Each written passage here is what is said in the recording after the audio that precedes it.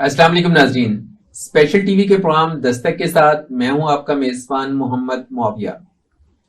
नाजरीन, आज हमारे मेहमान हैं कैलिफोर्निया यूनिवर्सिटी के स्कूल ऑफ मेडिसिन से डॉक्टर मोहम्मद शुएब अख्तर, जो कि माहिर हैं जीनियाती अमूर के। आइए हम उनसे गुफ्तगू का आगाज करते हैं। अस्सलाम वालेकुम। वालेकुम सलाम मौलवी साहब। डॉक्टर साहब, कैसे हैं आप? जी अल्हम्दुलिल्लाह, मैं खैरियत से हूँ। आप खैरियत से हैं? जी, अल्लाह का शुक्र। डॉक्टर साहब, ये बताइए कि आपका जो तालीमी सफ़र है उसमें ज़ाहिर है इंटरमीडिएट एफएससी के बाद एक अहम संग मील होता है जो अंडर ग्रेजुएट प्रोग्राम कहलाता है। आप ये बताइए कि आपने अंडर ग्रेजुएट डिग्री जो है वो किस जो शोबा है उसके अंदर की है? जी हाँ, मैं आपको बताता चलूँ कि मैंने जो अपनी अंडर ग्रेड डिग्री है, जो कि मेरी बेसिक डिग्री है, वो मेडिकल लेबॉरेटरी टेक्नोलॉजी के अंदर की यूनिवर्सिटी ऑफ हेल्थ साइंसेज से। और उसके लिए जो है मेरा ट्रेनिंग इंस्टीट्यूट वो गुलाब देवी हॉस्पिटल था, और उसमें जो है मैंने स्पेशलाइजेशन की मेडिकल जेनेटिक्स के अंदर। और इसके बाद फिर आपने मास्टर्स किया? हाँ जी, उसके बाद मैंने एमफिल किया मेडिकल लैब साइंसेज में, जिसमें मेरी speciality molecular pathology and cytogenetics थी, जो कि एक्चुअली जो पहले से मैं अपनी स्पेशलिटी कर चुका था मेडिकल जेनेटिक्स की, उसी को जो है मैं आगे लेकर चल रहा था। और पीएचडी आपकी फिर पाकिस्तान से? नहीं, मैंने अपनी पीएचडी जो है वो जापान में ली, और जापान की एक बहुत मशहूर यूनिवर्सिटी है द यूनिवर्सिटी ऑफ टोक्यो। तो मैंने वहाँ पर जो है अपनी पीएचडी जो है मुकम्मल की। तो जैसे ही मैंने अपना एमफिल कंप्लीट किया, तो उसके बाद जो है मैं अपनी पीएचडी को करने के लिए वहाँ चला गया, और वहाँ पर जो है मैंने अपनी पीएचडी कंप्लीट की। अच्छा, आपकी जो पीएचडी की स्टडीज़ हैं ये कोई फुली फंडेड स्कॉलरशिप था या आपने अपनी जेब से की है? जी, नहीं, बिल्कुल अपनी जेब से तो नहीं किया। यूनिवर्सिटी ऑफ टोक्यो जो है वो चूँकि एक इंटरनेशनल यूनिवर्सिटी है, और वो जो है वो ये चाहती है कि वहाँ पर बहुत से लोग जो कि जिनके अंदर टैलेंट मौजूद हो, जिनके पास जो है एक अच्छी रिसर्च प्रोफ़ाइल हो, या वो बहुत अच्छे रिसर्च प्रपोज़ल जो है वो यूनिवर्सिटी के लिए लेकर आएँ। उनके लिए उनका जो है एक प्रोग्राम है जिसे जो है fellow of the university of Tokyo कहते हैं, जिसमें यूनिवर्सिटी ऑफ टोक्यो हर साल जो है 2 लोगों को वो फेलोशिप देती है। तो मैंने एक्चुअली एक रिसर्च प्रपोज़ल लिखा था, जिसमें मैंने ये प्रपोज़ किया था कि हम जो है जो इंसान की डिफरेंट सेंसेस हैं, एक्चुअली सबसे पहले मैं कलर विजन पे काम कर रहा था, कलर ब्लाइंडनेस पे।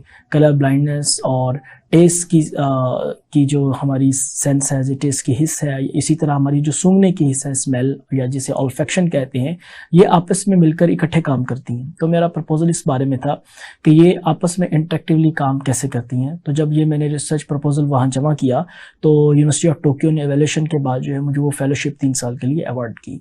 तो उसी फेलोशिप्स के ये बुनियाद पर जो है मैंने वहाँ पर अपनी पीएचडी की जो रिसर्च थी वो मुकम्मल की।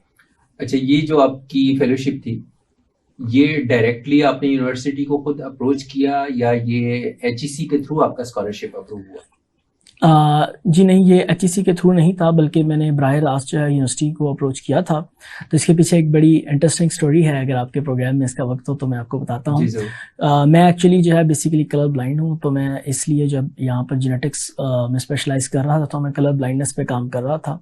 उसी दौरान जो है हमने देखा कि जो है ना, पता लगा कि एक इंटरनेशनल कलर विजन सोसाइटी है, जो कि एक्चुअली ऐसी तमाम रिसर्च एक्टिविटीज़ जो है उनको होस्ट करती है। तो उनकी कॉन्फ्रेंस हो रही थी जापान के अंदर। तो मैंने वहाँ पर जो है उनको अपना प्रपोज़ल भेजा अपनी रिसर्च के बारे में। तो उन्होंने मुझे जो है फ़ंड किया, और मैं उनकी कॉन्फ्रेंस में वहाँ पर जो है अपनी प्रेजेंटेशन देने, वो रिसर्च जो मैं यहाँ पर जबकि सिर्फ अंडर ग्रेड का स्टूडेंट था उस वक्त कर रहा था, वो रिसर्च प्रेजेंट करने के लिए जापान चला गया। तो चूँकि मैं कलर विजन की या कलर ब्लाइंडनेस की जेनेटिक्स पे काम कर रहा था, तो उसी कॉन्फ्रेंस में जो वहाँ पर एक की नोट स्पीकर थे वो आए, जो कि यूनिवर्सिटी ऑफ टोक्यो से थे, और वो भी कलर विजन की जेनेटिक्स पे काम कर रहे थे। लेकिन चूँकि मैं पाकिस्तानी पॉपुलेशन पे काम कर रहा था, तो वो डिफरेंट जापानीज़ पॉपुलेशन, यूरोपियंस और एशियंस, डिफरेंट दूसरी पॉपुलेशन जो उन पे काम कर रहे थे। तो हमारी बातचीत हुई, तो उन्होंने जो है मुझे कहा, इनवाइट किया कि मैं उनकी जो है लैब वो उनको विज़िट करूं। तो उनकी रिसर्च लैब में विज़िट करने के लिए गया, और फिर जब हमारी मज़ीद बातचीत हुई, तो उन्होंने मुझे कहा कि अगर मुमकिन आप पीएचडी करना चाहें तो आप जो है यूनिवर्सिटी ऑफ टोक्यो में या मेरी लैब में जाकर पीएचडी कर सकते हैं। तो इसी बात के उसमें जो है फिर मैं उनके साथ राब्ते में रहा। फिर यहाँ आकर मैंने एमफिल किया। उसके बाद मैंने एक अच्छा सा रिसर्च प्रपोजल लिखा। एमफिल के दौरान डेफिनेटली आपकी रिसर्च और इस सारी चीज़ों की कैपेसिटी बिल्डिंग आपकी बहुत ज़्यादा हो जाती है। रिसर्च कैसे करनी है, रिसर्च प्रपोजल क्या बनाना है, तो इन सब चीज़ों को सीखने के बाद मैंने एक रिसर्च प्रपोजल लिखा और उन्हीं प्रोफेसर के साथ कोलैबोरेट करके जो है मैंने एक प्रपोजल जमा कराया और फिर जो है वो प्रपोजल जो है वो यूनिवर्सिटी ने अप्रूव कर दिया। तो उसके नतीजे के अंदर जो है मुझे वो स्कॉलरशिप मिल गया। अच्छा, नॉर्मली हमारे यहाँ अंडर ग्रेजुएट लेवल पे इंटरनेशनल कॉन्फ्रेंसेस में पार्टिसिपेशन का ट्रेंड नहीं है, तो आपको ये ख्याल कैसे आया और कैसे आपका रिसर्च प्रपोजल जो है वो अप्रूव हो गया? जी हाँ, असल में इसके बारे में जो है मैं दो बातें कहना चाहूँगा। जो सबसे पहली और बात है वो ये है कि लैक ऑफ अवेयरनेस, और जो सेकंड है वो है लैक ऑफ मेंटरशिप। तो चूँकि पहली बात तो ये कि जो हमारा अंडरग्रेड का स्टूडेंट है उसको अवेयरनेस की बहुत ज़्यादा कमी होती है। उसे इस चीज़ का नहीं पता होता कि कॉन्फ्रेंसेस में कैसे जाना है। इंटरनेशनल कॉन्फ्रेंस तो दूर की बात है, बहुत से हमारे जो अंडरग्रेड के स्टूडेंट्स हैं वो नेशनल कॉन्फ्रेंसेस में भी अप्रोच नहीं कर पाते, और अगर वो जाएँ भी तो उस बतौर सिर्फ अटेंडी उनको ये बात नहीं उनको इस तरह से उनको जो है अपॉर्चुनिटीज़ नहीं दी जाती कि वो जाएँ और जाकर जो है उस रिसर्च को वहाँ पर प्रेजेंट कर सके। तो ये पहली चीज़ है जो कि लैक ऑफ अवेयरनेस या लैक ऑफ नॉलेज है। अच्छा, यहाँ मेरे ख्याल ये अंडरस्टैंडिंग भी है कि जो रिसर्च पेपर्स पढ़ना है या रिसर्च पेपर लिखना है या रिसर्च पेपर पब्लिकेशन है वो सिर्फ एमएस लेवल का या एमफिल लेवल का काम है। जी हाँ, ये भी इस तरह से यहाँ पर पाया जाता है। तो ये भी एक्चुअली जो मेरा दूसरा पॉइंट था लैक ऑफ मेंटोरशिप, ये असल में उसकी कमी की वजह से है कि जब आप मेंटोर नहीं कर रहे कि आपने रिसर्च प्रपोजल कैसे लिखना है या रिसर्च पेपर कैसे लिखना है या थीसिस कैसे लिखना है, तो उसके नतीजे के अंदर वो क्रिटिकल थिंकिंग का आंसर, वो इनोवेशन का आंसर वो पैदा ही नहीं होता। और जब वो पैदा ही नहीं होता तो उसके नतीजे के अंदर जो है फिर आप जाना ही नहीं चाहते, कि आपको पता ही नहीं कि इसके लिए भी कोई प्लेटफॉर्म है जहाँ मैं जाऊँ और जहाँ जाके इसे प्रेजेंट करूँ और लोगों को बताऊं कि हम कितना इनोवेटिव काम कर रहे हैं। लेकिन अगर कोई शख्स जो कि आपका मेंटोर है वो आपके अंदर ये सलाहियत पैदा कर देता है, क्योंकि सलाहियत तो हर शख्स के अंदर मौजूद है, सिर्फ एक मेंटोर की हमें ज़रूरत होती है कि जो इस सलाहियत को निखार सके, वो इसको निखार सकता है। तो उसके नतीजे के अंदर यकीनी तौर पर आप जो है अपनी मनाजिल को तय करना आपके लिए आसान हो जाता है। तो यही जो आपका पहला सवाल था कॉन्फ्रेंसेस में जाने के मुतालिक, उसके बारे में, और यही जो है जो दूसरा आपका सवाल है उस एटीट्यूड के मुतालिक, जो यूनिवर्सिटीज़ के अंदर जो इस तरह से वो एटीट्यूड जो है अमूमी तौर पर हमारे अंडर ग्रेड स्टूडेंट्स का नहीं बन पाता। जब का जो यूनिवर्सिटी ऑफ टोक्यो में एडमिशन है, एक तो उसकी बुनियाद आपका रिसर्च प्रपोजल थी, तो क्या लैंग्वेज बैरियर उसके रास्ते में हाइल हुआ या आपने वहाँ जो मीडियम ऑफ स्टडीज था वो इंग्लिश था वहाँ पर? जी हाँ, ये आपका हमने मेरे ख्याल बहुत ज़्यादा जो है इम्पोर्टेंट क्वेश्चन किया है, और उसकी रीज़न ये कि बहुत से लोग जो कि पाकिस्तान में जो कि फॉरेन अब्रॉड जाते हैं स्टडीज़ के लिए, वो अमूमी तौर पर जापान को जो कंसीडर नहीं करते, क्योंकि उनके ज़हन में ये ख्याल आता है कि शायद वहाँ पर लैंग्वेज बैरियर बहुत ज़्यादा है। यकीनी तौर पर वहाँ पर अमूमी ज़िंदगी के अंदर लैंग्वेज बैरियर है, लेकिन यह है कि जापानी गवर्नमेंट ने जो है एक यूनिवर्सिटीज़ का समिट बनाया है कुछ साल पहले, कि जिसमें जो है उन यूनिवर्सिटी जो है वो इंटरनेशनलाइजेशन और ग्लोबलाइजेशन को प्रमोट करते हुए बहुत सी यूनिवर्सिटी जो है ना इंग्लिश लैंग्वेज के अंदर प्रोग्राम्स जो हैं वो लॉन्च कर रही हैं। तो मेरा प्रोग्राम भी उनमें से एक था। तो इसलिए मुझे जो है किसी तरह का लैंग्वेज बैरियर एडमिशन लेने के प्रोसीजर में जो है वो पेश नहीं आया। हाँ, अलबत्ते जब मैं वहाँ गया तो फिर यह कि अमूमी जो हमारी ज़िंदगी होती है, रोज़मर्रा की ज़िंदगी, उसके लिए जो है फिर मुझे जो है ना वहाँ पे जापानीज़ लैंग्वेज जो है उसके सीखने की ज़रूरत पड़ी। तो उसमें एक यूनिवर्सिटी जो है बहुत से ऐसे प्रोग्राम्स जो है लॉन्च करती है जिसमें जो है आप लैंग्वेज सीख सकते हैं, जैसा कि वहाँ यूनिवर्सिटी के अंदर क्लास भी हो रही होती है, आप चाहें तो क्लासरूम में जाके लैंग्वेज सीख लें।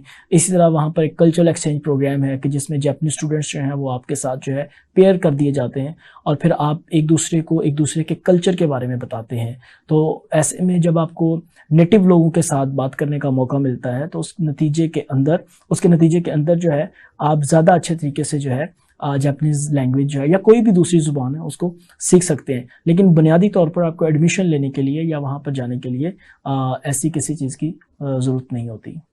यूनिवर्सिटी अगर आपका एडमिशन अप्रूव कर दे और आपकी रिसर्च प्रपोजल अप्रूव हो जाए तो इस बात के इम्कानात मौजूद हैं कि अगर उस सब्जेक्ट एरिया में उनके पास स्कॉलरशिप की ग्रांट अवेलेबल होगी तो आप उसको विन कर सकते हैं। जी हाँ, यहाँ पर मैं आपको बताता चलूँ कि एक्चुअली अगर हम डिवाइड करें यहाँ पर जापान में मौजूद होने वाले स्कॉलरशिप्स को, तो उनमें जो है मैं ये कहूँगा कि उनमें बुनियादी तौर पर दो मुख्तलिफ तरह के स्कॉलरशिप्स हैं। एक वो जिन्हें हम प्री एनरोलमेंट स्कॉलरशिप्स कहते हैं, जहाँ पर आप एडमिशन से पहले स्कॉलरशिप लेते हैं और जब आपको स्कॉलरशिप मिल जाता है तो फिर आप एडमिशन के लिए अप्लाई करते हैं। दूसरा जो है हम पोस्ट एनरोलमेंट स्कॉलरशिप कहते हैं कि यानी पहले आप यूनिवर्सिटी के अंदर एडमिशन लेते हैं और फिर स्कॉलरशिप के लिए अप्लाई करते हैं। तो दोनों स्कॉलरशिप की जो कैटेगरीज हैं उसके लिए बेइंतहा अपॉर्चुनिटीज़ हैं। तो यहाँ पर जो है प्री एनरोलमेंट स्कॉलरशिप के लिए जो पाकिस्तान में मौजूद लोग स्टूडेंट्स हैं उनके लिए जो है एक बहुत बड़ी जो अपॉर्चुनिटी है वो है मैक्स स्कॉलरशिप, जो कि एक्चुअली जापानी गवर्नमेंट जो है वो लॉन्च करती है। और मैक्स स्कॉलरशिप की भी दो किस्में हैं। एक को है मैक्स विद एम्बेसी रिकमेंडेशन कहते हैं। इस स्कॉलरशिप जो है इसके लिए जो पाकिस्तान में जापान की एम्बेसी है वो हर साल अप्रैल के अंदर जो है वो दरखास्तें लेती है और बहुत से लोग जो जहाँ पर प्रपोजल जमा करते हैं तो यहाँ पर एम्बेसी ने डिफरेंट यूनिवर्सिटीज़ के प्रोफेसर्स के साथ मिलकर एक कमेटी कायम की हुई है। तो उस कमेटी के नतीजे के अंदर कमेटी जो है वो उन तमाम प्रपोजल को एवेलुएट करके कुछ लोगों को शॉर्ट लिस्ट करती है और फिर जो है उनको स्कॉलरशिप जो है एम्बेसी की तरफ से अवार्ड हो जाता है। इसी तरह मैक्स की दूसरी किस्म है जिसे कहते हैं मैक्स विद यूनिवर्सिटी रिकमेंडेशन। अगर आप, जैसे मेरे केस के अंदर भी था कि आप किसी प्रोफेसर के साथ पहले राब्ते के अंदर हैं या आपको किसी प्रोफेसर का काम पसंद आता है और आप उससे बात करते हैं और वो इस बात पर रजामंद हो जाता है कि वो आपको जो है अपनी लैब के अंदर जो है बतौर स्टूडेंट जो है होस्ट कर सकता है या आपको सुपरवाइज कर सकता है, तो ऐसे सिचुएशन के अंदर आप next with university recommendation apply कर सकते हैं। असल में ऐसी सिचुएशन के अंदर आप वही प्रपोजल, चूँकि प्रोफेसर आपके साथ पहले राब्ते में होता है, आप ऐसा प्रपोजल जो है वो लिख लेते हैं और लिख लेने के बाद अप्लाई करते हैं। तो असल में आप अपने फॉर्म जो है वो अपने प्रोस्पेक्टिव सुपरवाइजर, जो आपका होने वाला प्रोफेसर है, उसको भेजते हैं और वो आपके बिहाफ पर अप्लाई करता है। तो ये एक दूसरा तरीक़ेकार है। जो मैंने फेलोशिप ली वो चूँकि यूनिवर्सिटी ऑफ टोक्यो की इंटरनल फेलोशिप थी, तो उसमें अमूमी तौर पर फेलोशिप्स की तादाद बहुत कम है, तो वो बहुत ज़्यादा कम्पिटिटिव हो जाता है। लेकिन चूँकि यहाँ पर बहुत ज़्यादा हमारे टैलेंटेड लोग हैं तो उनको ऐसी फेलोशिप के लिए भी अप्लाई करना चाहिए। जो दूसरे तरह के स्कॉलरशिप्स हैं जिसको मैंने कहा कि पोस्ट एनरोलमेंट स्कॉलरशिप्स, तो पोस्ट एनरोलमेंट स्कॉलरशिप्स जो हैं उनमें यह है कि बहुत से लोग जो है वो क्या करते हैं कि वो पहले यूनिवर्सिटी के अंदर जाके एडमिशन ले लेते हैं। तो जब वो यूनिवर्सिटी में एडमिशन ले लेते हैं तो बहुत सी जो इंडस्ट्रीज़ हैं, क्योंकि जापान जो है एक इंडस्ट्रियल कंट्री है, तो बहुत बड़े बड़े ग्रुप आपको पता है कि जिसमें ऑटोमोबाइल के ग्रुप, रोबोटिक्स के ग्रुप, मेडिकल टेक्नोलॉजीज़ के ग्रुप, तो वो फिर जो है अपनी रिसर्च के लिए जो है वो स्पॉन्सर करते हैं यूनिवर्सिटी को।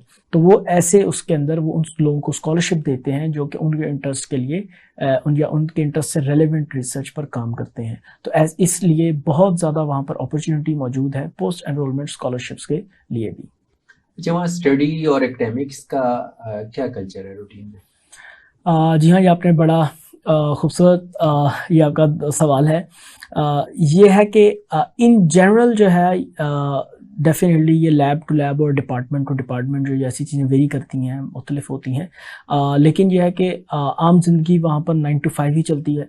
तो जापानी लोग जो हैं वो अमूमी तौर पर दिन में जल्दी उठ आते हैं और फिर उठकर जो है वो अपने कामों पर आ जाते हैं और वो 5 बजे तक इस चीज़ को क्लोज़ करते हैं। अमूमी तौर पर जो है वहाँ पर पूरे जापान में जो है ना दोपहर 12 से 1 बजे तक एक लंच ब्रेक होता है, तो आप उस लंच ब्रेक को एंजॉय करते हैं। लेकिन इस सबसे बढ़कर ये है कि जो आप, चूँकि हम यहाँ से जाते हैं तो हम रिसर्च को सीखने के लिए जाते हैं।